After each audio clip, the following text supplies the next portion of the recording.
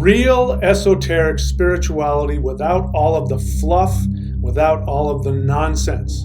This is the thunderwizard.com YouTube channel. Click subscribe and then hit the little bell button so that you can be notified whenever I've uploaded a video or when I'm doing the live Q&A videos. Hello, Thunder Wizards.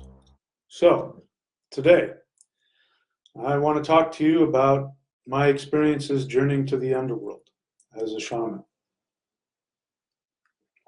And the idea for this came from a conversation I had with one of my students.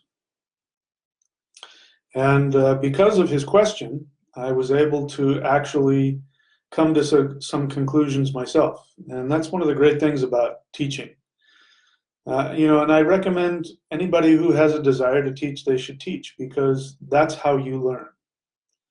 And it doesn't matter what it is that we're talking about, like, martial arts. When I was practicing martial arts, my teacher, when a new student would come in, would tell me, go teach them the wood form or the fire form or the earth form or whatever it was. And I thought that maybe he was doing that because maybe he was lazy and he didn't want to do it, but he was doing that because when you sit down and explain to somebody the intricacies of something, you yourself, by fleshing it out and verbalizing it, you yourself actually realize what it is that you know, and you actually learn as you go. And this is true with my students. This is, one of the reasons why I ask questions, I have you ask me questions. Because when you ask me a question about something that I've taught, I may have just thrown something out there. When you ask me to go deep and flesh it out, then I learn even more on a more deep level. So I want to share with you my experience of the underworld and what it is and what it isn't. And so first, let's just go over some understanding so that we have a base understanding of what the underworld is. So the underworld is a place, all religions, to my knowledge, before the advent of monotheism and, some of the more modern religions, there's always been an underworld. And the underworld is where, in some mythologies, it's just where the souls go. All of the souls go to the underworld.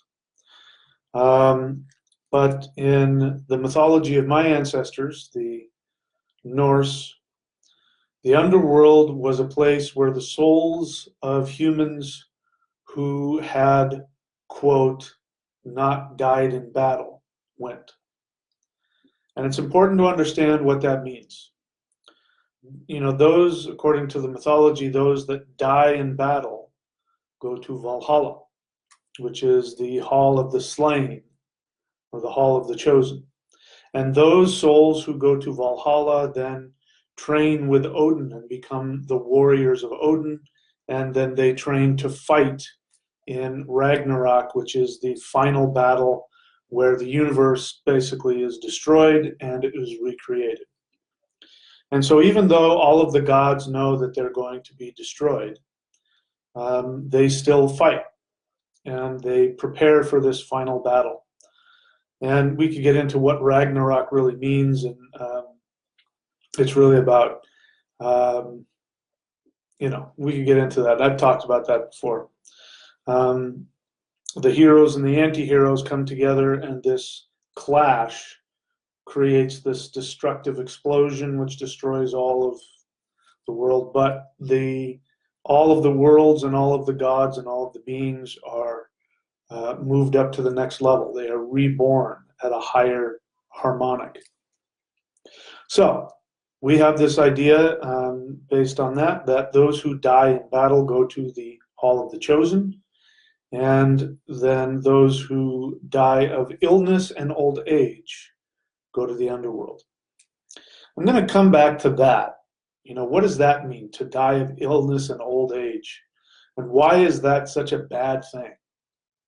Well, first we have to look at what does it mean to die in battle. Dying in battle does not mean dying while trying to kill somebody else. Just because you get a sword in the chest or a bullet in the brain, that is not dying in battle. We have to understand what this is signifying. It's talking about the spiritual battle. It's the soul. And the spiritual battle is to live fearlessly, being willing to die to achieve your soul's desire. And so if we go back, thousands of years ago, it was a very violent place.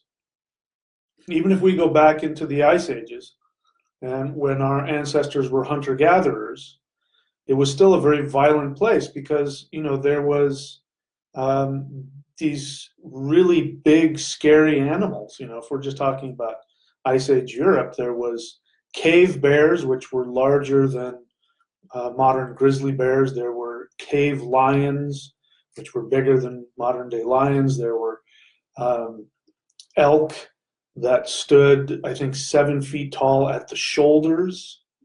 Means their head was taller than that. And they had these horns that went out 10 feet wide. And so just getting your food, and then there was the oryx, which again, the oryx were something like 6 or 7 feet tall at the shoulder. They're just these enormously huge, ferocious animals. And this was your dinner. And these animals were out looking for you. You were their dinner. And of course, it was a very harsh existence. So, our ancestors came up with this code that, the person of value in the tribe is somebody who's willing to go out and give their life. Going out and getting dinner could kill you. You might die in the process, but, there's a whole village back there that needs meat. So you got to go out there, elephants, you got to go up against these giant mastodons and, all kinds of crazy stuff. So dying in battle, we go into more modern times and we're talking about, a few thousand years ago, and there's all these warring tribes, and tribes are coming in and invading and killing, and, this was just part of their existence. And so the person who was willing to die in battle to protect his tribe was of value, but it also represented, if you wanted something now everything's handed to you, everything. Even the people now, listening to me now, if you think that you're poor, you're dirt poor, even if you live in, a trailer somewhere, you've got access to electricity, you've got access to the internet, you've got a cell phone, you can go down the street to fast food, or, from where I am now, just a couple blocks in that direction is this giant, enormous building filled with absolutely every conceivable food you could imagine, meat of all kinds of different animals, and fish. Stuff that we just take all this stuff for granted. And for people, even just a few hundred years ago, survival was a big deal. Just being able to eat was, it took a lot of work just to get food. So dying in battle was not just surviving. It meant you were willing to die to go after what you wanted, to make your mark in the world.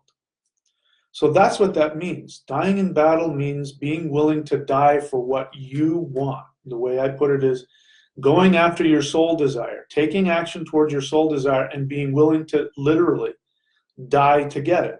That is dying in battle. And so the idea is, if you live like that consistently through your life, then you can't be attached to anything here, because you're seeking out the expression, the full expression of your soul. So it's just another way of what we would call enlightenment. Those who were enlightened, meaning they're no longer attached to the illusion of this physical world. They went to the hall of the chosen, the hall of the slain. And the idea of fighting with Odin in the last battle was the same thing on a spiritual level. It meant that you were a soul who was seeking to increase the awareness, the consciousness of all other souls. So it's just like what we would call enlightenment. That's all that meant. To die of illness and old age means you go to the underworld. I'm going to come back to that. Before we get to that, let's talk about the underworld. So the word that we have now for the underworld, we call hell. Hell actually is the name of the place of the underworld in Germanic mythology, pre-Christian Germanic mythology. And it was the place that human souls went. Those who did not go to Valhalla, they went to the underworld. And I'm trying to remember, but recently I was listening to somebody, another expert on Norse mythology, and this person was saying that the idea of punishment in the underworld was actually a very new concept that was introduced during the conversion period when the Norse people in Iceland were converting to Christianity. And he made a good case that before that time, I can't remember it now, I think I may have talked about it, but he made a good case that before that time, the underworld was not a place of punishment. And I'm okay with both ideas. I'm okay that there were places of self-created punishment in the underworld. I'm okay with that idea. But I absolutely think that the underworld is not a horrible place where people are, forced with, toothpicks to keep their eyes open to look at videos of their past life and what they did wrong. I don't think it has anything to do with that. The mythology is very clear that Balder, who is a symbol of the soul, a sun god, who was killed, ended up going to the underworld. And he's, according to mythology, he's still there to this day. And of course, that's symbolic of the soul being trapped under the flesh, because your soul is here in your heart center, trapped under the flesh of this earth body that you have. That's what it means. But that's a whole other thing in and of itself. So the underworld for Balder was a place of feasting. It's a place of feasting and of rejoicing and partying. And so that means that when the soul leaves, if it still has unfinished desires, I was going to say unfinished business, but that tends to mean like there's some problem or they made a mistake or, those kinds of things. And I'm going to share with you why that belief in me is even more, has changed even more as a result of my latest experience going to the underworld. But let's address that, okay? Let's address reincarnation for a moment. So when somebody talks about reincarnation, lots of times you will hear karma, that you did some negative karma, you did something bad, which is the same as saying you made a sin. You did something bad, and that bad thing is like a stain on you. And when you die, you can't become enlightened, and you have to come back to this torturous human life, and then you have to go through some crappy, horrible, challenging life experience. You have to go through some kind of hellish torturing, which is your punishment, which you're supposed to learn a lesson. I don't buy any of that.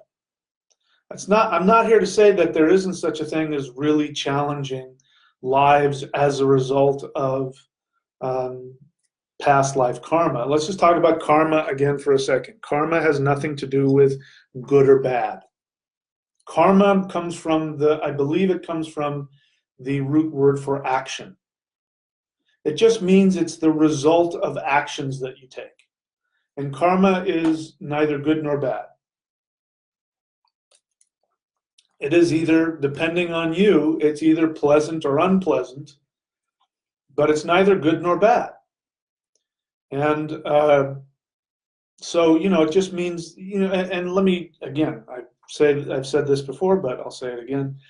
You are currently experiencing far, far more positive karma than negative karma. If you are alive and breathing, that is a result of positive karma. If you have food in your stomach, if you have a car to drive, if you have people in your life, those are the result of positive karmas. You can complain about whatever, and most people do. They complain about something that's wrong with their life. And, again, it's all relative. It's all relative. I'm quite certain if I took 90, and I'm being conservative here, if I took 90% of the people that end up watching this video who have something to complain about, how this needs to change in their life and this is wrong, and if we were to compare your life with the people I described earlier, people in, in more primitive conditions, they would be like, oh my God, you can walk down the street and hand somebody a couple of pieces of paper and walk out with like a giant chicken or a side of beef, and that's it? Oh my God. And you live in this this square box that has heat in it, and it's, to you think, oh my God, I live in a trailer and I'm poor. You're like, oh my God, that's amazing. Look at that. It's all relative, how you feel about your life. Really, it's Anyway, so I forgot what I was talking about. So let's talk about the underworld again. So I was talking about karma. So reincarnating is not a result of punishment. And this is really important. If you can change that belief in yourself, your whole life will change. As long as you believe that your life is a result of some evil thing that you've done and you're being punished, then you will continue to live in that. And you will prolong how how many times you come back. In fact, people who say, this is my last time, I'm never coming back, those are the people who are absolutely 100% guaranteed to come back. The people who don't get to come back are the people who say, yeah, I'll come back. Why not?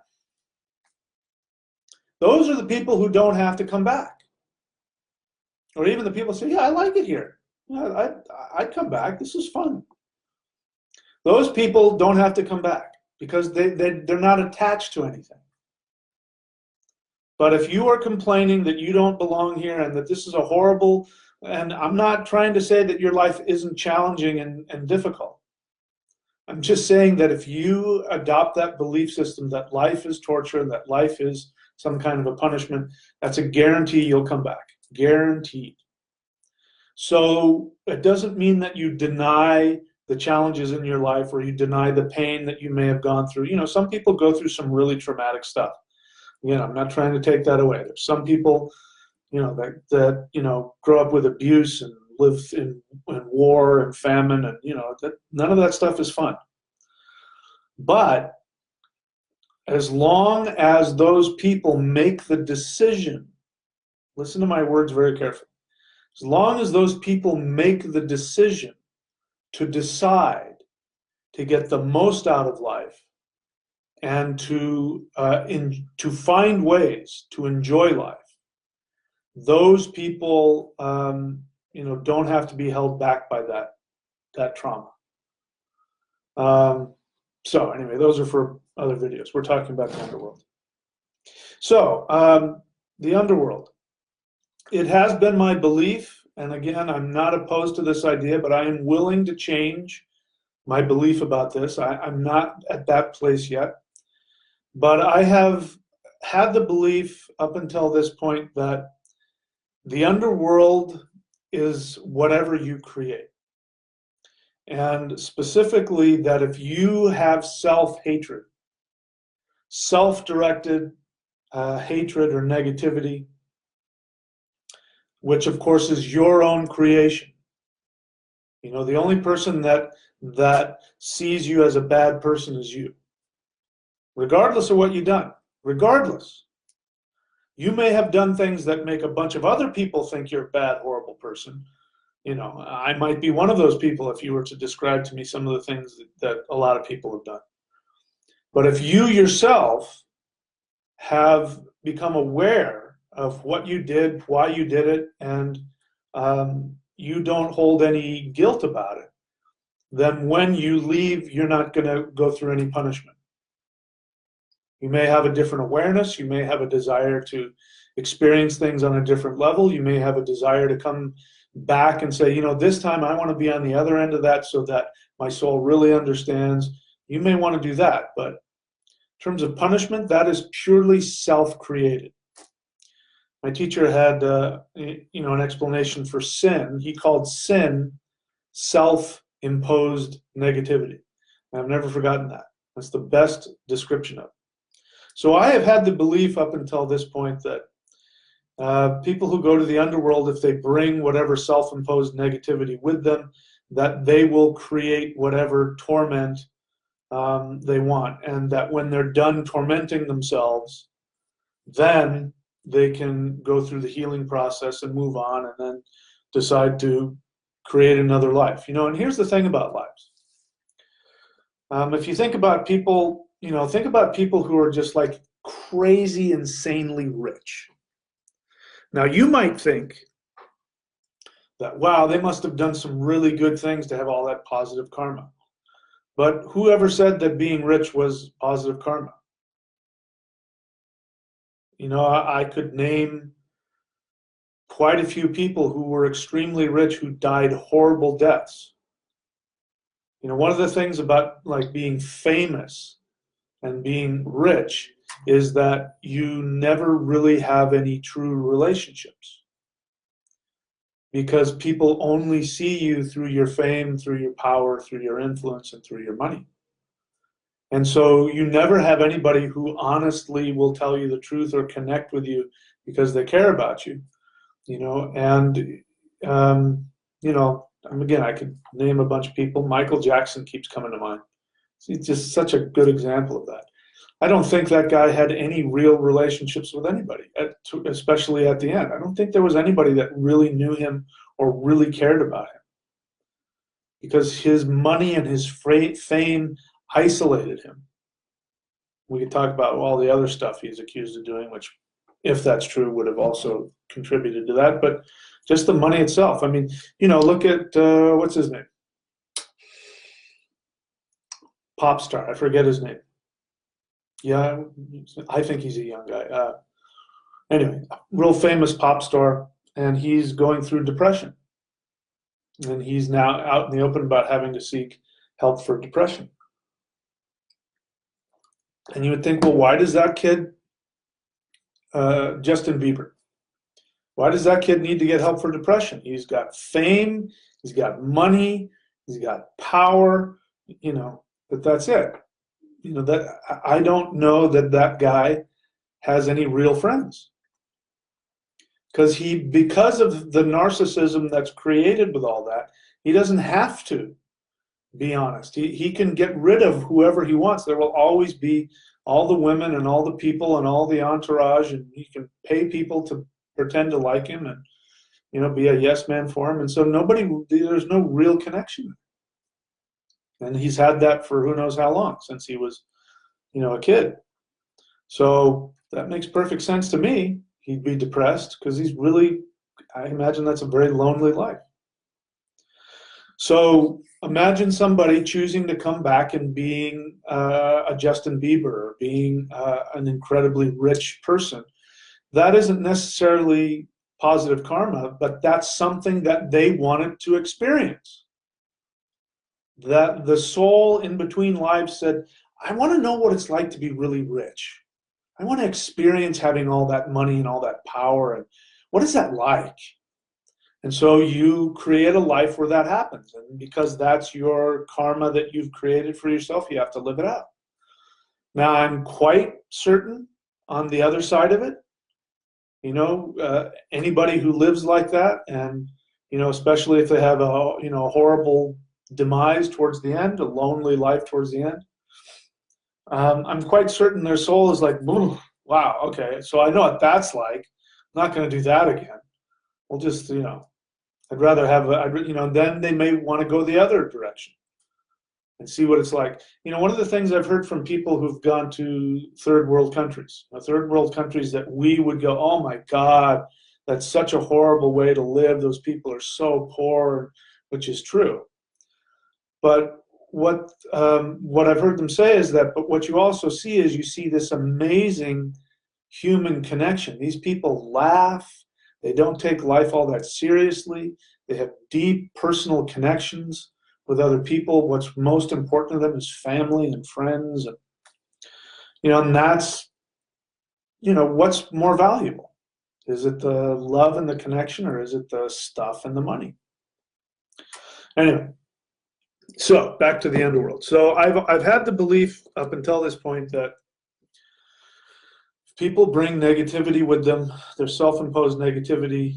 Let's say if Hitler, after he died, was filled with guilt and rage and all that kind of stuff, then when he goes to the underworld, when he went to the underworld, then he very likely may have created some kind of torment for himself. Because one of the things that I've learned about the underworld and souls in the underworld is a lot of times they don't know that they're dead. What ends up happening is that they experience this, this illusion. This is a video game in and of itself. What we call real life is as much an illusion as anything else. And I'm saying that it's also real. It's not just an illusion, but it's a very real illusion. It's a manufactured reality. And what happens is when they die, instead of the idea that you think that we would think is that they die, they pop out of their body and they go, oh my God, I'm dead. That happens a lot. But there are some people that they slip. They slip from this illusion, and it just continues, like when you fall asleep into a dream. When you're in a dream, you don't go, yeah, I was just awake and now I'm asleep and this is a dream. That's not what happens. You sort of slip, your consciousness slips into a whole other thing, and you could be a completely different person in a whole other universe, and there's nothing out of the ordinary. It's just moved into another existence. And so there's a lot of souls in the underworld that don't know that they're dead. They don't, even if it's a completely different experience of what they had in, quote, real life, they don't know that. It's one of the things that I've just found out as a result of a recent experience. So because of my most recent experience, I'm starting to believe that more and more the underworld may be like the person I talked about earlier who made the case that in ancient times there was no such thing as afterlife torment. That is something that even in the mythology came much later as a result of being exposed to the Abrahamic religions. And I'm starting to think that might be the case. But, let me share with you there are two experiences I'm going to share with you, two journeys that I'm going to share with you. And the first one is a few years back, I don't even know why, but I really wanted to know more about the goddess Hela. And so I asked her to communicate with me. I didn't specify how, and I don't even remember why. It was just this really strong feeling that came to me, and I wanted to communicate with her. I wanted to see her. I wanted to talk to her. And not too much later than that, could have been just a couple of days later, during sleep, I dreamt that I went to the underworld. And now that I've had some time to reflect on it, it wasn't the normal experience of the underworld. What she was doing was showing me what the underworld was. She wasn't sharing with me the underworld experience, which is something altogether different. It was like, if you go to like, let's say on Star Trek, they've got a holodeck, right? It's like somebody saying, hey, let me show you the holodeck. And instead of like turning the holodeck on and having you walk into the manufactured, holographic reality, instead they show you, the holodeck, and here's the machine here, and here's how it works, and you press that button and it creates this, and it doesn't mean that you know what it's like to be in the holodeck, you just know what it is. And that's now what I believe happened. So the best way I can describe it is that it was a very, what's the word I want to use? It wasn't frightening, but it was rather disturbing. And it was disturbing because I became aware of how potentially, I want to say fragile, the soul's consciousness is. That there is a place where you can go where the soul cannot stay cohesive and it will come apart. What that means, I don't know, other than you will lose your identity. And that hell is actually the barrier. So if over here is non-existence, here's hell. Hell is this barrier right here, And so when you're in the underworld, you're sort of hanging out right around here by the barrier. And that barrier itself was Hela. She was the place. She was hell. And she was that barrier. And the best way to describe that barrier would be like some sort of like a gray, metallic, dull, imagine a gray, metallic, dull sort of bubble. That it's just kind of slightly reflective, and it has to be activated. So when it's not activated, it's just sort of this, this dark gray, slightly metallic looking, almost even transparent looking barrier. And on the other side of that barrier is the nothingness, is the place where the soul cannot go. And so when you go to the underworld, you go right up to that barrier. When you show up, which is, what I was seeing was, I believe, like I said, Hela saying, let me show you what the holodeck looks like. She wasn't giving me an experience. Because if I had gone and had an experience of my unconscious, then I would have been trapped in that, and I would have said, oh, the underworld is whatever my experience was. She wasn't doing that. She was just showing me what it was. And so imagine this sort of, metallic gray, slightly reflective barrier. It has to be activated. And it's activated by you. When you show up, your soul, when it shows up with whatever, a fantasy, a desire, remorse, pain, guilt, anger, resentment, whatever it is that represents an unfulfilled desire or some kind of attachment or illusion to something you wanted in this real life here. When you show up to the underworld, that activates this reflective screen that then becomes that. It reflects back to you what you bring into it. And so that's why I have said that, and I still think it's very possible. I'm willing to be talked out of it, but I think it's still extremely possible that when you show up, if you were a serial killer or whatever, and you have some guilt about that, or you have any conflict about that towards yourself, then what you will manifest is some kind of torment.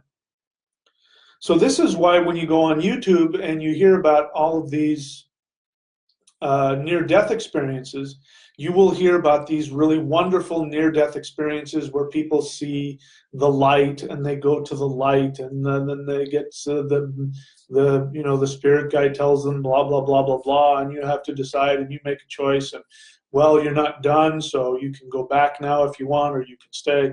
And there are the other kinds of experiences that people keep emailing me all the time. Well, what about the people who saw hell? There's at least one guy who's a little bit nuts who keeps wanting to, email me. I think I blocked him, but he wanted to, keep wanting to argue with me about, Christianity is real. Look at all these people who died and saw hell. Well, that doesn't bother me, especially if you're a Christian and you have all of this self, especially if you've gone through this self-defeating religion that's constantly filling you with guilt and making you feel guilty about yourself, and you have all of this rage and conflict and guilt inside of you. Yeah, when you die, if you think you're not saved, then yeah, it makes perfect sense to me. You're going to see hell and demons, and it's just you. It's all you. You're just experiencing yourself. When you're done, then that will fade, and then who knows what will happen. And what I took away from that experience, which I've shared in my videos about Hela, is that she is the most loving entity in the universe because she has no agenda. Meaning that if you show up and you are determined to create a torment for yourself for 10,000 years or 1,000,000 years, she won't bat an eye. She won't try and talk you out of it. She won't try and heal you. She will let you go through it. And she will stay there because she is that mirror. She is that barrier. That is who she is. She is the place. She is the place.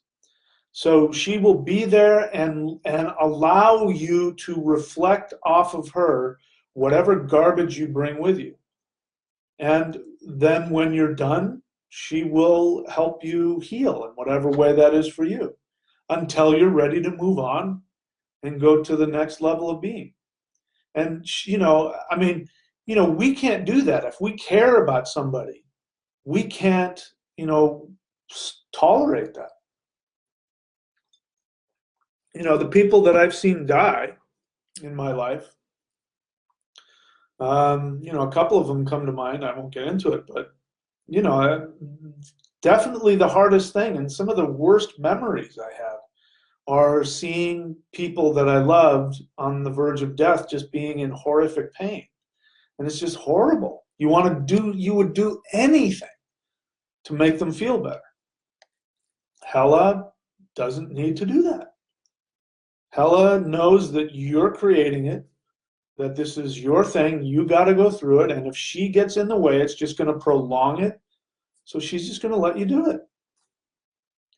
And that is the most loving thing anybody can do. When my father passed away, this was about 20 years ago, but it was challenging for me. And I was doing a movie at the time, an independent movie, and that was challenging in and of itself. But my dad was at home and he was dying, and I knew it. And in fact, he died while I was on making this film. And there would be times when I would just break down into tears and just sob uncontrollably. And it wasn't, it was the weird thing. When somebody close to you dies, you go through that. You go through this where your body goes into convulsions and you sob. And it's not so much that, you're consciously in a lot of pain. It's just your body has to, it's a trauma for the body as well. Anyway, so I remembered that, and I would just break down in tears and sob, or I'd just be very sad. And people would want to come over and try and make me feel better, and I hate that. I hate people trying to talk me out of my feelings. Just let me have them. I'm sorry that my sadness is making you uncomfortable, but if that's a problem, just go away and leave me alone. I'm here having my feelings. And I had a friend who was in the movie, and she would just come and sit next to me. She wouldn't say a word. She wouldn't try and make me feel better. She wouldn't try and touch. She would just sit next to me. And then sometimes she would just hold my hand and sit next to me. I'm getting emotional thinking about it. And afterwards, I told her about, how much I appreciated her. And she said, "You don't remember, do you?" And I said, "What?" She said, "You did that for me." So, some years earlier when we were in college, her brother died. And apparently, I don't even remember it, but apparently I had the wherewithal to just go and sit next to her and just be with her and not say anything and hold her hand while she cried and not try and do anything. I didn't try and make her feel better or talk her out of it or cheer her up or anything. I don't even remember it, but she said you were the only person that did that, and it had such a profound effect on her that when she saw it happen, she just came, she paid it back. She paid me back with that. Why am I talking about that? I don't know. So I was talking about Hela. Hela doesn't need to do that. Hela is like that. She'll not just sit there and hold your hand. She will, without any judgment, allow you to create whatever it is you want to create without any judgment whatsoever, because she is the most neutral entity in the universe, the goddess of the underworld, the most neutral entity. That is one of the reasons why her symbolism is that she's half corpse, rotting corpse, and the other half is beautiful young maiden. It's because she's whatever you project onto her. She will reflect that to you. If you see her as this rotting zombie corpse, it's because you are attached to something that is rotting and dying within you, some kind of illusion that just is no longer, that's just corrupting you and destroying you. That's what she is. She reflects that. If you are relieved of that and you are connected to the joy of your soul, then you see this beautiful young maiden. She's neither of those things. She is just the embodiment of pure motherly consciousness. The true mother is the ability to look at a child, especially an infant that doesn't know who it is yet, that doesn't have an identity, and reflects back to them their potential without any agenda. That's the true mother, and that's what Hela is, the goddess of the underworld. So, as I said, that is my belief, that I believe that people who have unresolved self-negativity and whatever, they create whatever torment is inside of them. And so also I believe that people, if they have other fantasies, can create a heaven for themselves. And so this is why Balder is the soul, and the essence of the soul is joy. So in the myths, when Balder goes to the underworld, what does he create? He creates a party.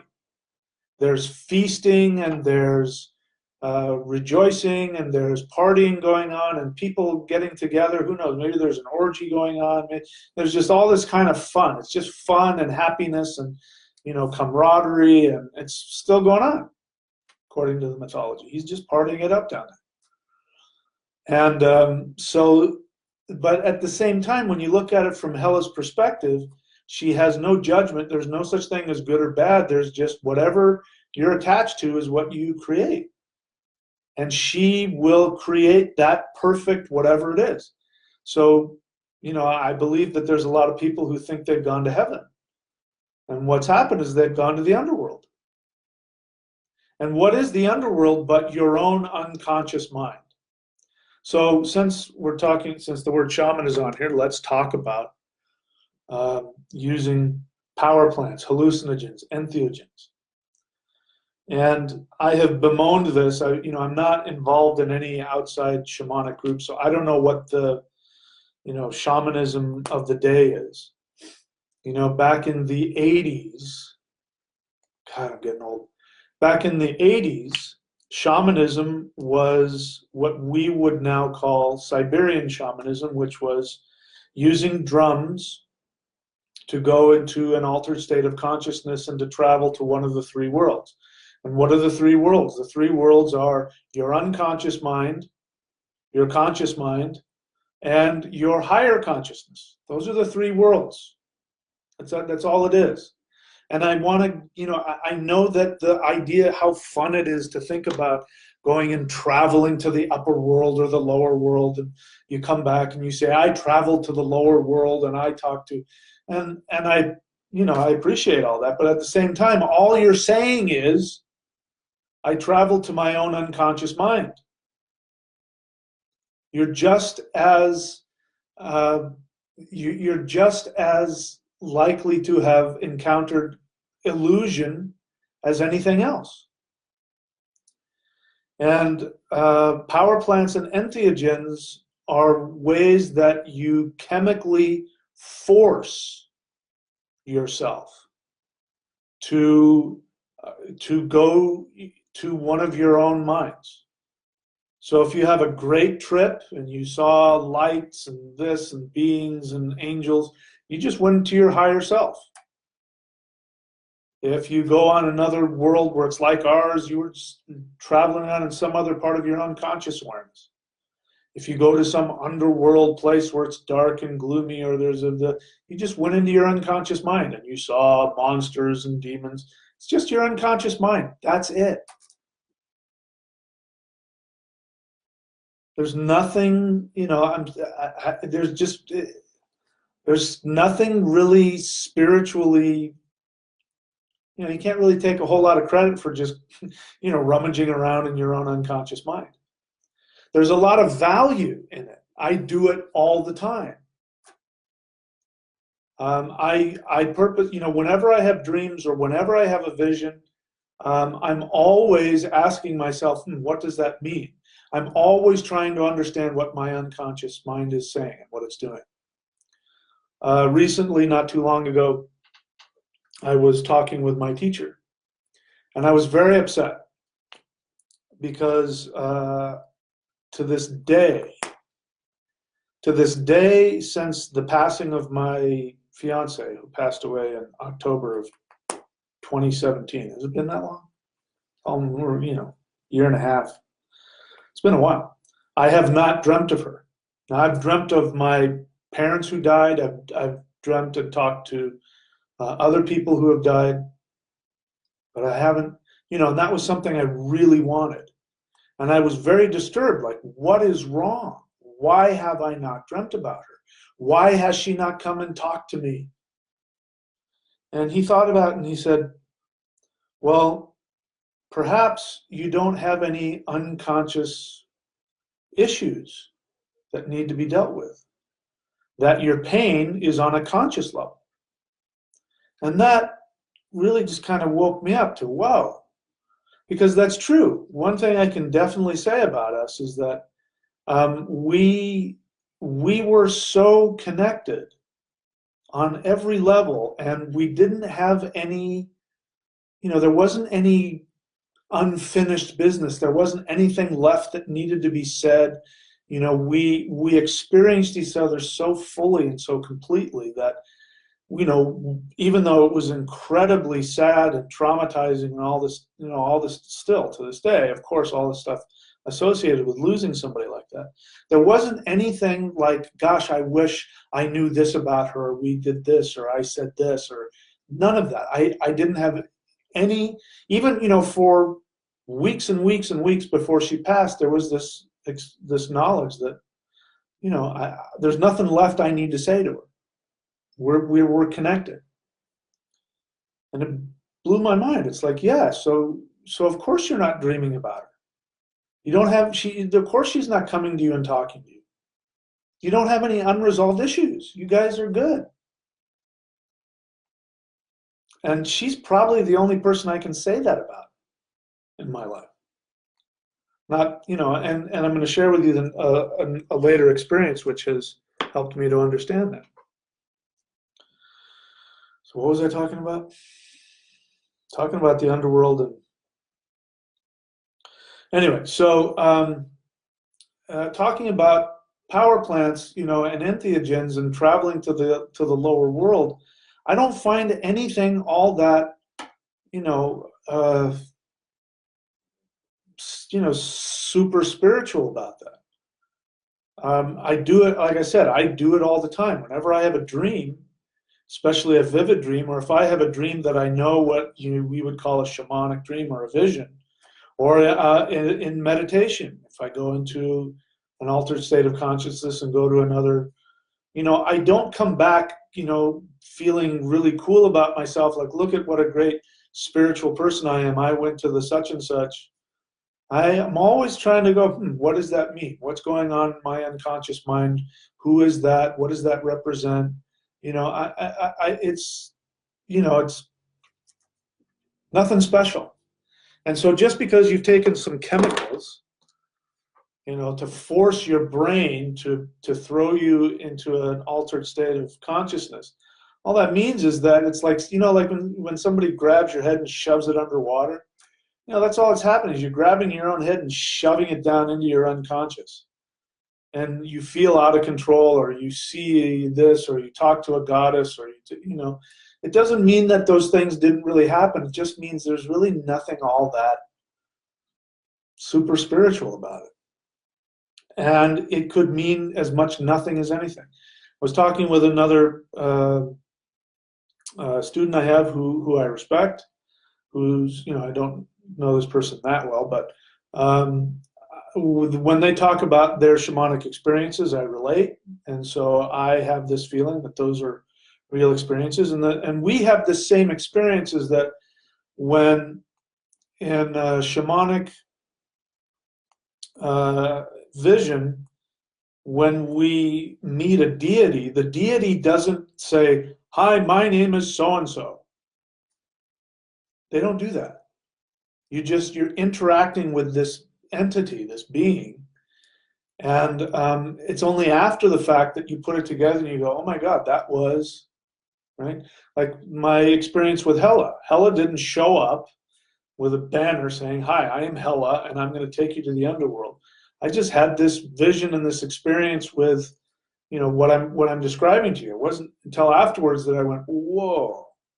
I mean, I knew who it was. I knew where I was and who she was, but that was, again, it was a knowing. It wasn't that somebody told me. So whenever you hear somebody talking about, yes, I went into the whatever plane, what do they call that? The New Age something plane. They go to the something plane. And I met the Archangel Gabriel or the Archangel Michael, and it's like, and he told me, it's like, I go, I have doubts that was anything other than your own fantasy.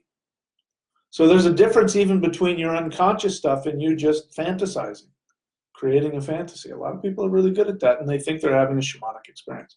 But ultimately, it's all illusion, all of it. Okay, so let's go a little further now. I recently had a dream which I believe to be a shamanic dream, and I'm not gonna name names because I don't want to get into all that. But there's two people in my life, one who has passed away recently, and one who either has passed away and I haven't heard about it yet, or probably will pass away maybe in the next few years. But and this tells you something about the underworld, that time is different down there than it is here. So I found myself in a house, which in my dream I was walking around, and it was a house that I thought was haunted. And again, I don't know where I got that idea, but it was haunted by the ghost of this individual who had passed. And I was walking around, and I was in this dark room expecting to find a ghost in there. And what I saw was that there was a young woman in this room. And the woman thought she was a ghost. So that's where I got the idea that I was looking for a ghost. She thought she was a ghost. Now, she was a young woman when she died. Of course, she wasn't a young woman. She was an old woman. But here I am, and I knew who it was, but it didn't look anything like her. And she was much younger. And she thought she was, a ghost trapped in her house. And I went, "No, you're not a ghost. I can see you." And I reached out my hand. I said, "Look, I can even touch you." And I took her by the hand and, pulled her out of the shadows. And then we walked, and then we walked out of the house. And the next place we were was in this park. It was this beautiful park in the mountains. It looked like something out of the Lord of the Rings, like when you go to see the elves, the mountain home of the elves, and there's these beautiful waterfalls and rivers and the trees and all that stuff. It was just like that. Except I remember there was a fence, like a guardrail, And so it felt like I was at an amusement park. And we were walking around, and nobody was in this park. And we were walking around, and I mentioned this other person. And she said, "Oh, yeah, he's got a job now. And he's going to be," and she mentioned so-and-so, which is somebody else I know who passed away. So-and-so got him this job. And he's going to be a maintenance worker here. And this is a guy who is homeless. This is a homeless guy. He's homeless now and miserable and really screwed up, and he's probably going to die very soon. Very sad, very unnecessary. And these were the thoughts that I was having like days before, like, it's just so unnecessary to live like that. He doesn't have to live like that. And she didn't have to die that way. But here I am walking, and none of those old relationships were there. We just knew each other. She looked different. And so all of a sudden it was like, wow, oh, so he's going to have a job, and so got him a job here, and this is something he wanted. What he's wanted his whole life is some purpose. He's wanted to feel useful, and he's wanted, to be useful and feel useful. And so that's like, oh, that's perfect for him. He gets to have this maintenance job in this, Disneyland park where, anyway, so, the dream ended, and I woke up, and I do what I always do. I think about it, I analyze it, and then if I can, I go back to sleep, and I try and go back into the dream and ask questions. And I did. And I went back, and I went back and asked the woman, and I said, "Can I talk to him?" And she said, "No, he's not ready to see you yet."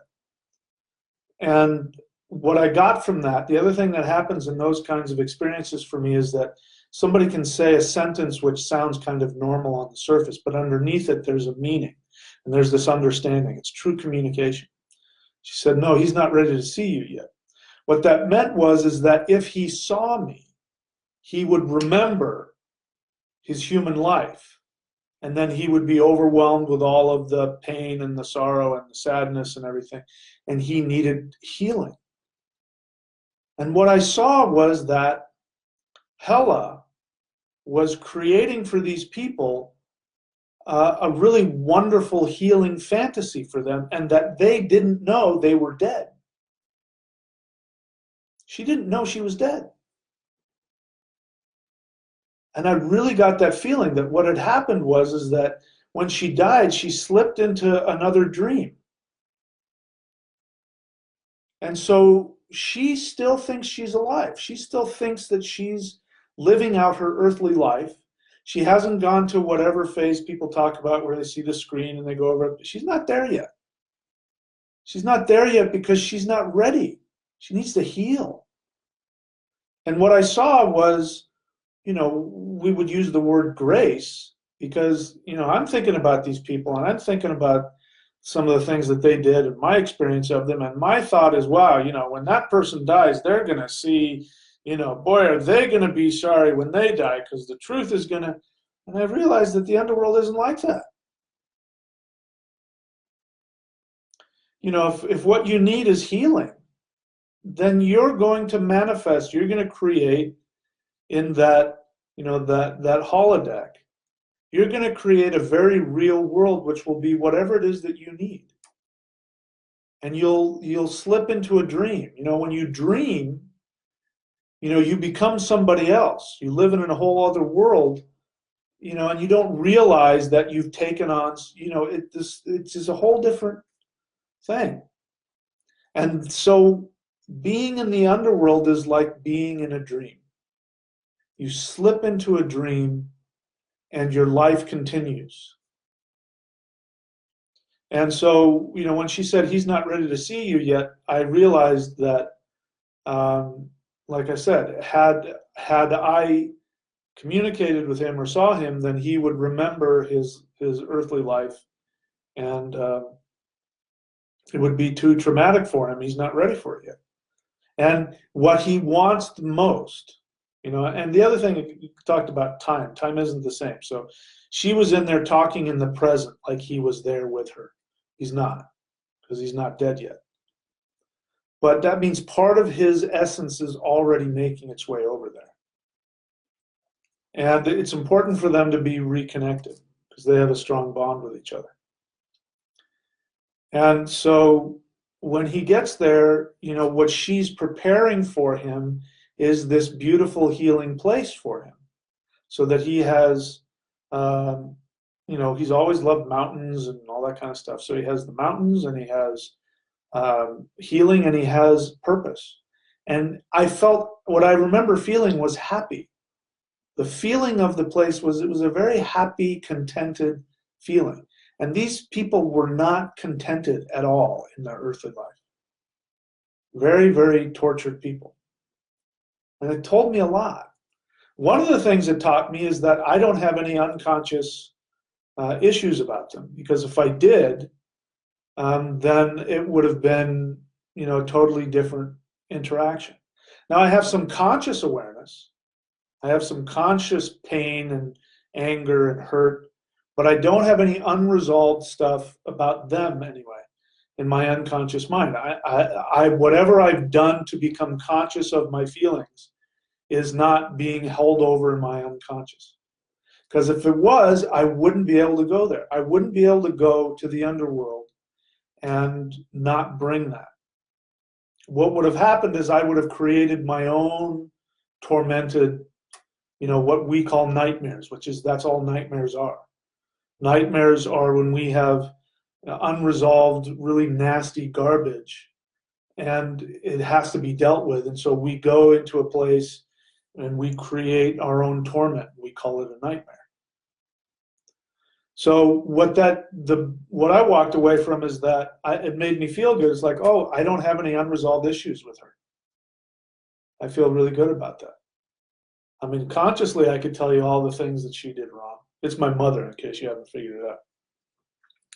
I can sit here and tell you all the things my mother did wrong and why she did this and how this was horrible. But it was really, really freeing to know that I didn't have any unresolved unconscious issues. That I was able to go and be with her as she was, and I was happy the whole time. I felt happy, and it was like she, you know, I knew who she was, but she didn't know who I was. You know, there was like this, you know, the soul connection that continues between lives. You know, in this past lifetime, she was my mother. But I don't know what she's been in other lifetimes. My sister, and it's kind of how it felt. It felt like I was with a younger sister, because she was very young. You know, so that tells me she's a newer soul. She was very young, and you know, but she didn't look at. She looked at me like an elder sibling. It's kind of how the feeling that I got from her. And but I was happy. I was happy to be with her, and I was happy and I didn't have any need to change anything about where she was, and that gave me some personal relief. But it completely changed my view of the underworld now. And, you know, I have to say, you know, when we talk about the underworld, there's usually some kind of negative connotation. And I don't feel that way anymore. I think it's, you know, I think it can be a really wonderful place to be, wonderful place to go. So the lesson is, first off, that you have nothing to worry about. That when you die, whether you go to enlightenment or whether you go to the underworld, it doesn't matter, because it's all illusion anyway, all of it. And, you know, true awareness, I think true awareness is to be able to go to that emptiness and be okay with that. We could talk about that's what Odin is, but anyway. So there's my thoughts, some of my thoughts about the underworld and some of my experience about the underworld. And what I'm really starting to learn now, past few years, is the difference between conscious and unconscious. And specifically the difference between unresolved unconscious issues and conscious conflicts. You know, because when we talk about being conscious, this is another lie of the New Age. When we talk about being conscious, we oftentimes think that, oh, when you're conscious, you have no ill feelings and you don't have any anger. Love and light, everything is love and light. And that's not at all my experience. That just because you are conscious doesn't necessarily mean that you are having a blissful experience. You can be having a conscious painful experience, a conscious sad experience, a conscious lonely experience. You can have all kinds of unpleasant conscious experiences, but it just means you're aware of them. Unconscious, totally different deal. There's a lot of people who are unconsciously happy. What? There's a lot of people who have a lot of joy. You know, I think my mother is one of them. What I saw was the essence of my mother. She created that world for herself, and it was a really wonderful place. I think that's the essence of her soul. While she was here in this physical life, you know, wasn't so much. But that's because she, you know, had some challenges here. Because life can be challenging. It's why we call it a school. We get to come back and keep doing it over and over and keep learning and growing. But when we're in the spirit realm, you know, your essence, your true spiritual essence is what's there. And I think that's what I saw. That's, by the way, she looked totally different. Different hair color, different eye color. So there was nothing about her physically that would have told me it was my mother, because it didn't look anything like her. But I think that's because she wasn't ready to go, she wasn't ready to look at her physical earthly life yet. She wasn't ready to do that. And she needed some time, and still there, I'm assuming. She needs some time to just be her, you know, her infinite self, the part of her that her soul is in between lives. She just needs to be that for a while and just enjoy that. And then when she's got through some healing and enjoyed that beautiful park setting, and when she's ready, then, you know, maybe she'll do that thing where she can go and look at her past life and, you know, learn from it and all that kind of stuff. But anyway, very eye-opening. So one of the things that it gave me, and I'm going to wrap it up. You know, I told you earlier I was very disturbed that I hadn't had a shamanic dream where I talked to my fiance who passed. It really bothered me. And it bothered me so much that I started doubting that the soul existed. Because if anybody, you know, should have appeared to me and, you know, given me an experience, it would have been her. So that was what was so strange to me. And then it was that my teacher, you know, explained to me in that one sentence that when you have shamanic visions of people who've passed, it means that you have unfinished business with them. When you finish your business, you don't need to do that. So here's the other thing about shamanic journeys. I'm getting close to shutting up here, but you know, people want to become shamans, and I'm happy to teach them. And I'm happy to teach shamanic journeying. By the way, I'm going to be releasing probably this weekend. I'm going to be releasing guided shamanic journeys. You know, I love doing them. I think they can be very helpful, and I want to teach anybody who wants to learn how to do that. One of the most popular videos I have are the videos on my YouTube channel about how to shamanic journey.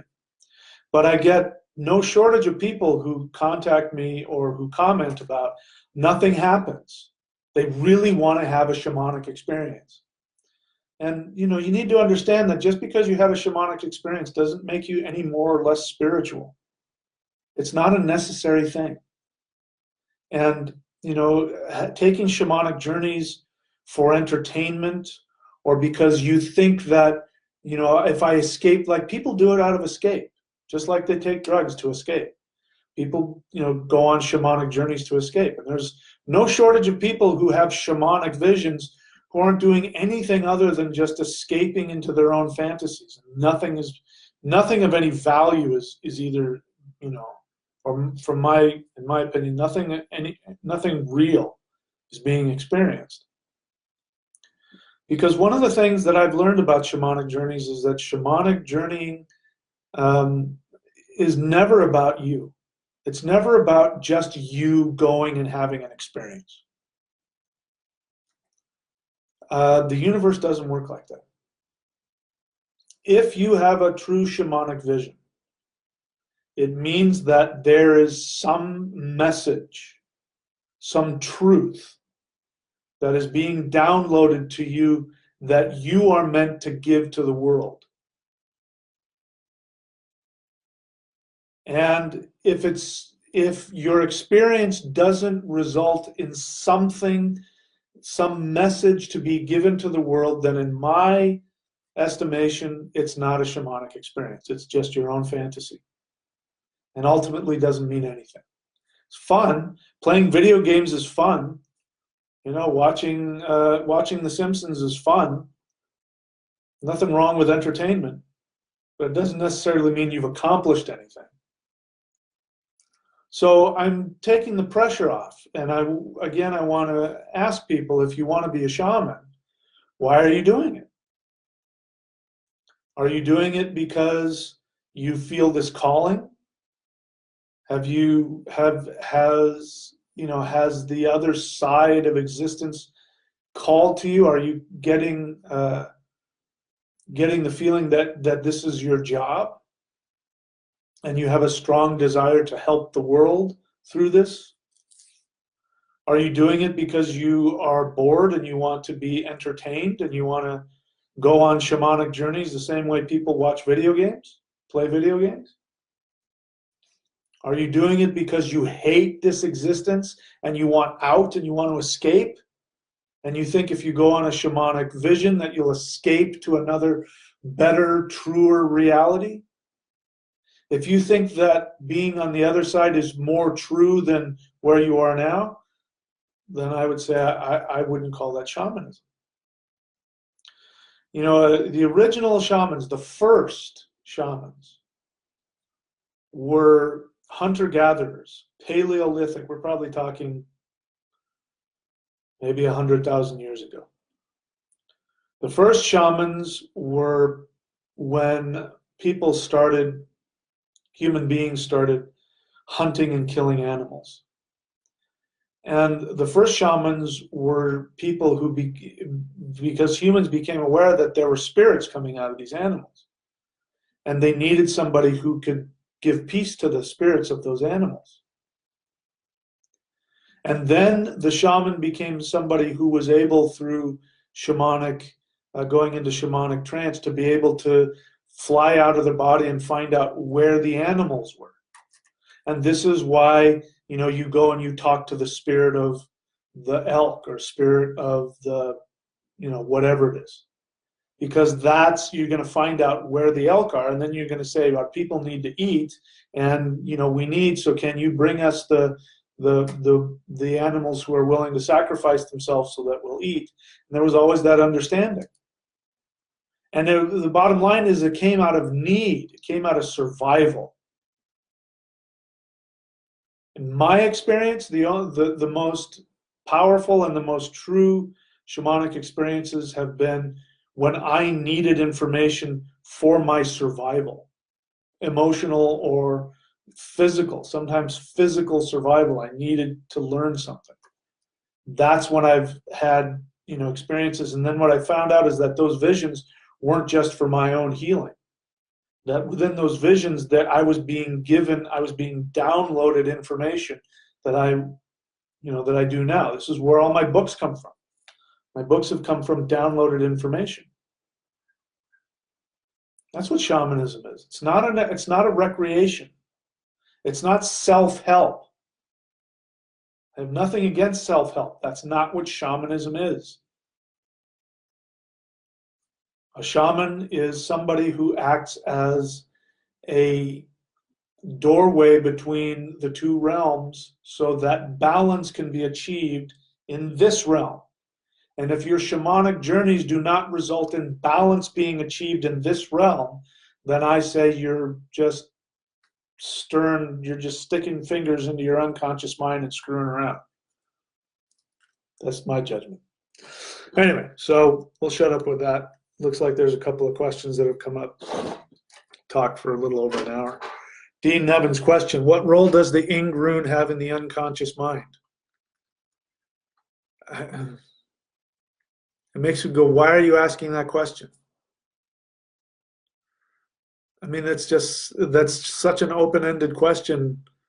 You know, what do any of the runes have to do with the unconscious mind? I mean, it's too open-ended. Why are you asking me that? You have a question in there underneath that you want, or are you just coming up with a question for the sake of coming up with a question? I don't know. But to be honest with you, that's just too general of a question for me to answer. I don't feel motivated to answer it because I don't know what you're asking. You want to know something and you're not really either able to bring it out or you're not putting it out there. There's something that you want to know about the Ing rune. So I need a better question. Sorry. Stephen Purdy, question. From the Thunder Wheel, what do the three runes of Helheim, Kenaj, Perthro, and Ingvaj tell us about the underworld? Okay, so in the Southwest, and I don't have my little thing. Normally I would click a button and up would come the Thunder Wheel. So I'll be back live again in a week, and then I can do that. But in the Southwest, when you put the runes on top of the 8 directions, the three runes that show up in the Southwest are Kenaj, Perthro, and Ingvaj. And what do they tell us about the underworld? Well, I've talked about that a lot. So you can go to any of my rune videos, search my channel. Here's again an opportunity for me to tell people, please put time and effort into searching my YouTube channel. Just about every question you ask, I will have already talked about it in depth. Read my books. I don't know if you've read my books or not, but I go into depth about those three runes in the Southwest in, at the very least, advanced rune shamanism. I talk about it in depth. I have videos. The rune certification program has hundreds of hours of videos, and I go into depth talking about that. So you're asking me this question as though in 3 minutes I'm going to say something. That question is hours of discussion, and I've already talked about that. So do yourself a favor, watch those videos, read those books. If you need to, purchase those videos so that you can get that answer. Okay? But we're talking about the underworld will give you knowledge. It will show you how you've created your orlog, Perthro, and it is where rebirth comes from. Ingvaj is like an egg that's building up to be rebirthed. That's all. I'll put the time into that. But you know, again, go onto my channel, watch my stuff. If you're just, I'm not talking to you personally, Stephen Purdy, because I honestly don't know, but this is to anybody. If you're just coming onto my channel, watching the videos and doing nothing else, you're getting 2% of what I give. The whole purpose of these videos is to get you into the other resources. And you have to choose to pick those books up and read them. You have to choose to go into my channel and search and watch. If you want to, learn how to search for runes, learn how to go onto my channel and search for Thunder Wheel. Learn how to do that. Don't just be one of those sheep who just watches, YouTube on their phone. And YouTube is designed to keep you distracted. YouTube is not designed to help you learn how to research. People throw that word at me all the time. Do your research. For them, research is sitting around and letting YouTube bounce you from one, crazy nonsense video to another. In fact, somebody was just telling me the other day that conspiracy theory videos that YouTube actually creates an algorithm so that the most shocking video shows up because they know that's what's going to get your attention. Don't be one of those people. If you want to be my student, you want to get something from what I teach, put the time and effort to be a self-directed researcher. Find out what I teach about all this stuff. Because I can't give your question justice in just a couple of minutes. There's just no way. All right.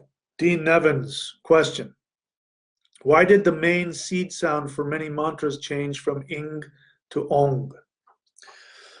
Because the ancient Vedics, what he's saying is that, in case you don't know, the om, which is like the om, that's supposed to be like the mantra, the sound, right? That was not the original base seed sound of the Vedics. The Vedics, we're talking 7,000 years ago, the base mantra for the Vedics was not Om, it was Ing, which is none other than the Ing rune. The way you get a seed sound is you put the NG sound, which is the Ing rune. You put the NG sound on the end of a syllable, of a vowel. When you want to take the essence of a deity, for instance, like if you wanted to take the essence of Odin, then you would simply take the ing rune or the NG sound and place it on the end of the first syllable. First syllable of the name Odin is O. You put NG on it and it becomes Om. Om is nothing other than the Om syllable, which is supposed to open the third eye. When mantras start with Om Mane Padme Hum or Om Namah Shivaya, the Om mantra is supposed to open up the third eye and connect you to the essence of the mantra. So every time, doesn't matter, people may not realize it, Hindus in India or Buddhists, when they chant Om, they don't realize that they're chanting the seed sound of Odin, who is the god of shamanic awareness. He who is consumed with the fire of self-awareness. That's why Om represents self-awareness. Of course, it pops up in different cultures. They don't know, Odin didn't appear to them and say, chant this sound. It's just we're talking science here, the science of awareness. The reason why the sound ing was the seed sound before Om is because the Vedics worshipped Indra. Indra, the thunder god, was the king. He was the king, and he was the ruler of the gods in their tradition. And so to tap into him, they chanted the seed sound for him, which is ing. As it turns out, modern day Vedics who don't know that, or Hindus, there's a lot of Hindus who don't know that. And that you ask them, what is a seed sound? They'll say, oh, it's a nonsense power syllable. It's never that. There's always, if you go back into any sound that is used as a mantra, you will find a word, an actual word. And we could do this all day. Like, for instance, there's one for Jupiter, which is string. And they would pronounce it stream. And what is a stream? In English, what is a stream? It's water that flows. It's the flowing of water, healing, nurturing water. That's Jupiter. Jupiter is that. So they don't know that they're actually saying an ancient Indo-European word. And same with us. We don't know that. We do the same thing. I could go on and on about that. Ing, so ing is the seed sound for Indra. If you want to tap into the power of Indra, then you chant ing. Ing is also in modern day, what I was going to say earlier, modern day Hindus will say the ing sound is the sound of Kundalini. It is the sound of Shakti. And so it brings up the power of the goddess of Shakti. But that's also Indra. Indra is also Shakti. It's also Kundalini power. So when you chant ing, you are stimulating Kundalini at the base of the spine, which has an electric field to it. These are all the connections to that. So the short answer is the reason why it changed from ing to ong is because they stopped worshiping Indra, for one, Indra in Hindu mythology now is very different. He's a demigod.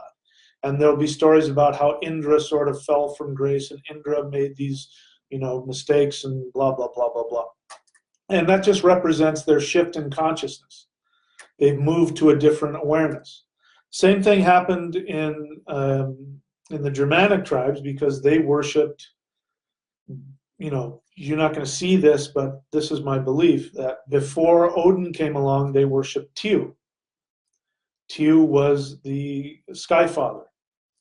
And he, I believe, was the original king of the gods, because you see that in the Greek tradition and in the Roman tradition with Zeus and Jupiter. Zeus and Jupiter are the lightning god who is the king, the father of the gods. So the Germanics, at the same time as the Vedics, coincidentally enough, they both switched. So the Germanics went from worshiping Tiw as the Sky Father to Odin, the All-Father. And the Vedics went from worshiping Indra as being the king of the gods, and then he was eventually replaced as the king of the gods was Shiva. Now Shiva and Odin share a name. And in the Vedic, his name is Ugra, and in the Germanic, his name is Ug. Yggdrasil is the horse of Ug. Ug means terrifying. Ugra means terrifying.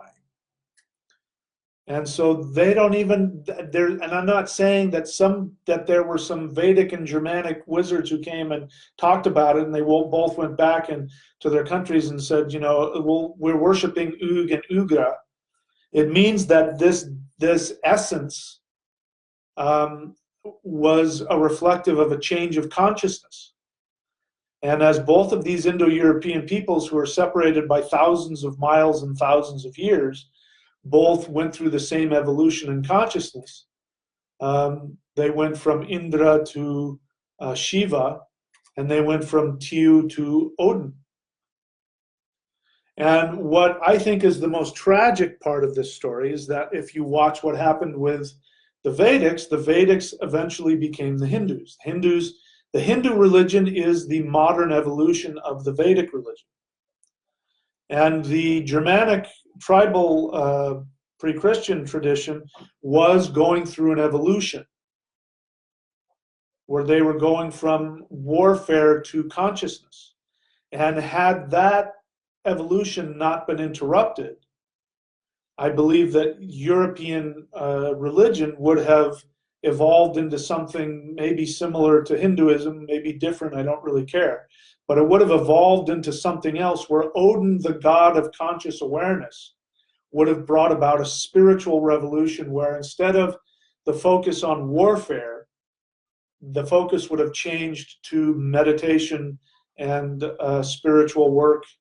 And Odin would have been, nowadays Odin would have been seen the same way that the Hindus see Shiva. They see Shiva as this meditative god who's, connects to all of reality, who sits on the top of Mount Kailash or wherever it is in the Himalayas. They would have seen Odin the same way, but it was interrupted with Christianity. When Christianity came in, it stopped that shift. And so that was one of the tragic things. And coincidentally enough, if you know anything about the Hopi mythology, go and look on my channel and type in Hopi, H-O-P-I, the Hopi mythology. You'll find that the Hopis knew that the Europeans were coming, hundreds of years before Columbus showed up. And they said that when the white man shows up, he's going to show up. When he shows up, if he shows up, he's going to show up with a cross. Now the question is whether or not the cross is inside of a circle or if it's outside of the circle. If he shows up with a cross within a circle, which is what we call Odin's eye, and you find that all over Europe. Before Christianity, you have this circle with a cross in the middle.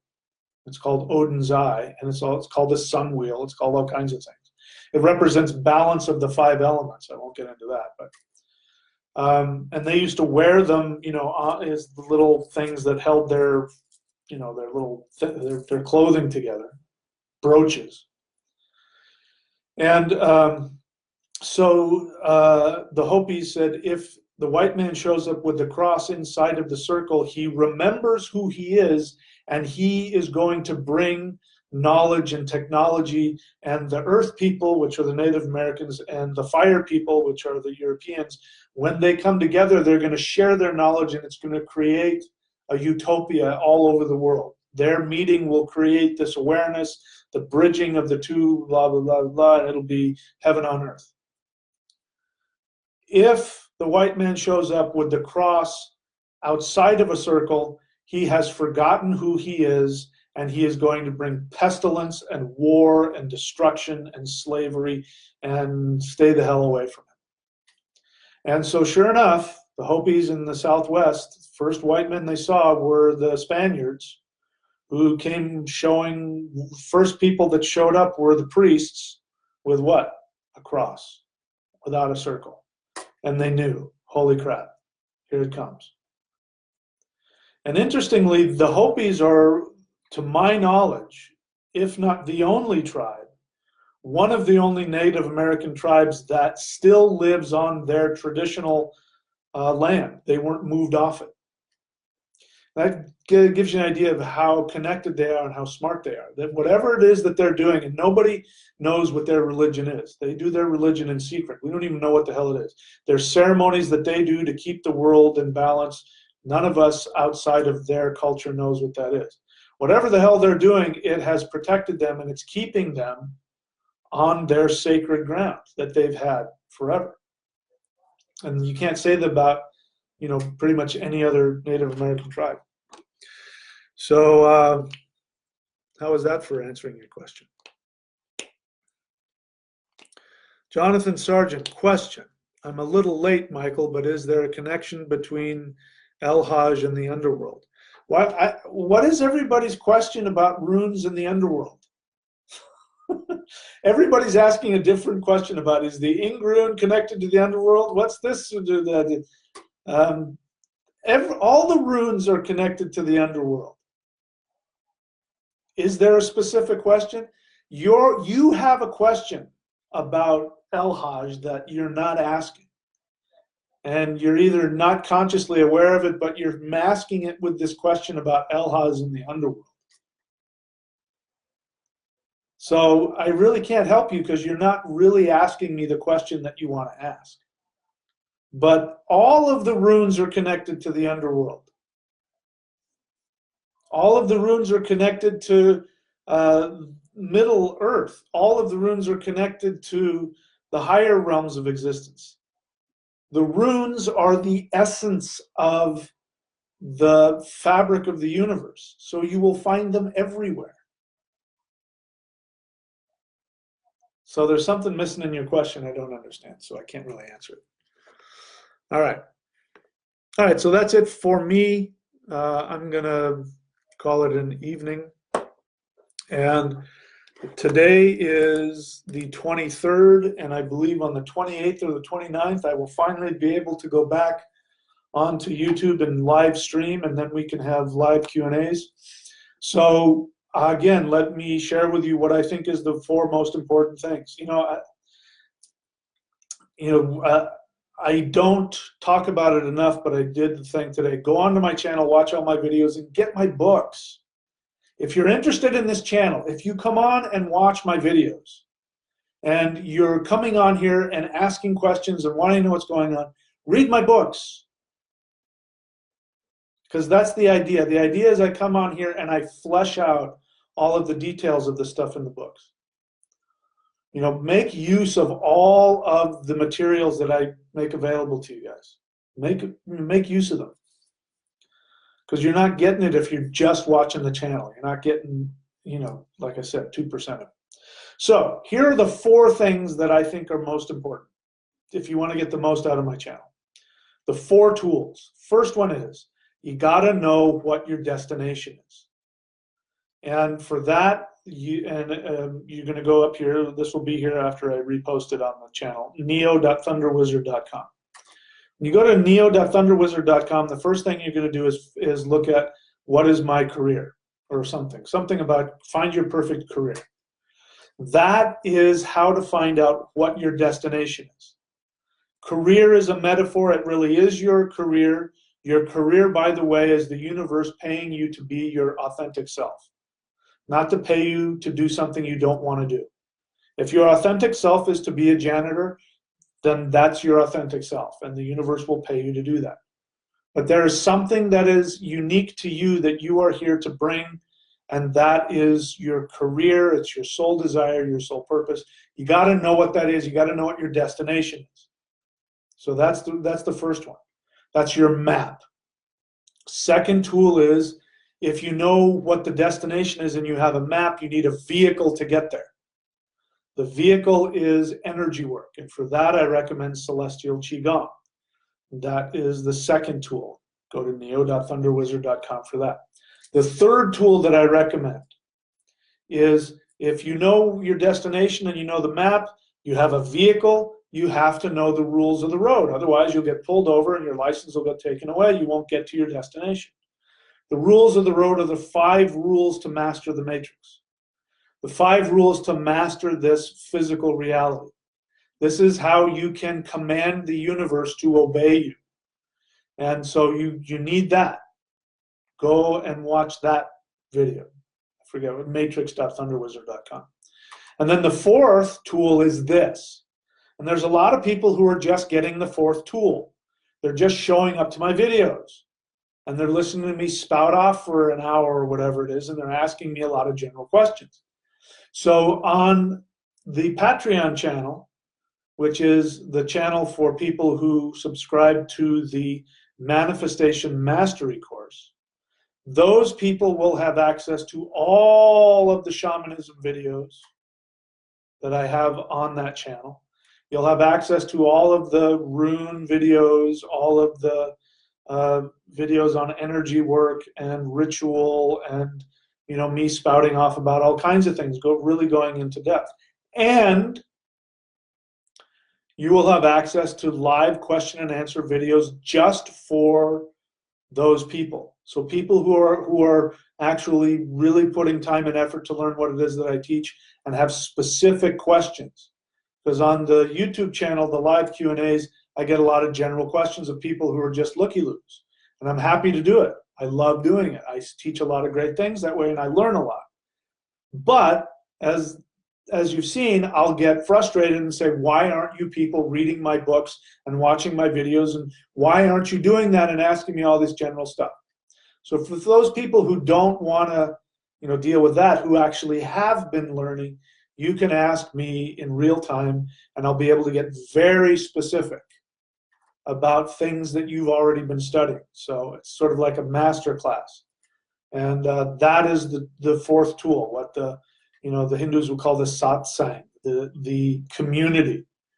So I've tried to make a community, and I realize now the community has to be, I have to be there to help bring the community together. So if you really want to connect to a community about people who are following this thunder path, and you really want to get specific instruction, then go to the Manifestation Mastery course at thunderwizard.com. So go to neo.thunderwizard.com for all that.